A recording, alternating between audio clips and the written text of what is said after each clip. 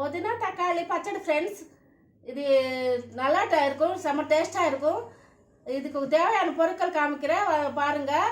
புதினா ஒரு கட்டு புதினா, ரெண்டு தக்காளி, கொஞ்சம் கொத்தமல்லி ஃப்ரெண்ட்ஸ். கொஞ்சம் கொத்தமல்லி டேஸ்ட்டுக்கு நல்லாயிருக்கும். இதுக்கு மறுபடியும் நம்ம வறுக்க போகிற பொருள் காமிக்கிற பாருங்கள். தாளிக்கிறதுக்கு கடுகு, தனியா, வெந்தயம் எல்லாம் ஒரு ஸ்பூன் ஃப்ரெண்ட்ஸ். கடல் பருப்பு ஒரு ஸ்பூனு, உளுத்தம் பருப்பு ஒரு ஸ்பூனு, ஒரு பெரிய ஸ்பூன் சைஸுக்கு உப்பு, கல்லுப்பு, நம்ம 5-6 பச்சை மிளகா, 5-6 காஞ்ச மிளகா, ஒரு கமலாப்பழ சைஸில் புளியும் ஃப்ரெண்ட்ஸ். கொஞ்சம் மஞ்சத்தூள். அவ்வளோதான் ஃப்ரெண்ட்ஸ் தேவையான பொருட்கள். பச்சடிக்கு தேவையான பொருட்கள் இது. நம்ம வறுக்க போகிறோம், வாங்க காமிக்கிறேன்.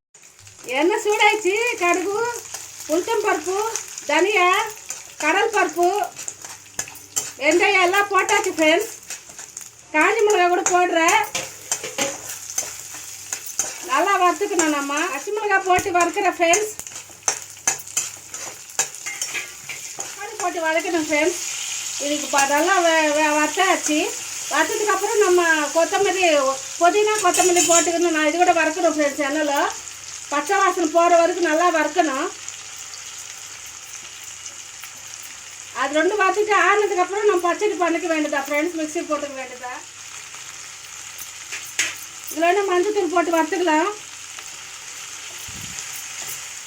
நல்லா வறுத்ததுக்கப்புறம் நம்ம ஆறுனதுக்கப்புறம் மிக்ஸி போட்டுக்கணும். தாளிக்கிற பொருள் பச்சை மிளகா, காஞ்ச மிளகா, உப்பு எல்லாம் போட்டு ஃபஸ்ட்டு மிக்ஸி அடிச்சுக்கணும் ஃப்ரெண்ட்ஸ் ஒரு வாட்டி.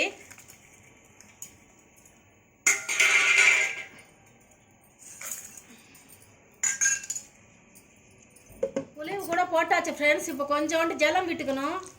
கொஞ்சம் போதும், அது தேவையில்லை. தக்காளி புதினா கூட போட்டு அரைச்சாச்சு ஃப்ரெண்ட்ஸ். அவ்வளோதான், முடிஞ்சிச்சு. பச்சடி ரெடி ஆகி போச்சு ஃப்ரெண்ட்ஸ். சூப்பராக இருக்கும். இந்த புதினா பச்சடி ரெடி ஆகி போச்சு ஃப்ரெண்ட்ஸ். புதினா தக்காளி பச்சடி சூப்பராக இருக்கும். இது இட்லிக்கு, தோசைக்கு, சப்பாத்திக்கு எல்லாத்துக்கும் நல்லா இருக்கும். சாப்பாடுக்கு இன்னும் சூப்பராக இருக்கும் ஃப்ரெண்ட்ஸ். என்னோட சேனல் ப்ளீஸ் சப்ஸ்கிரைப் மீ.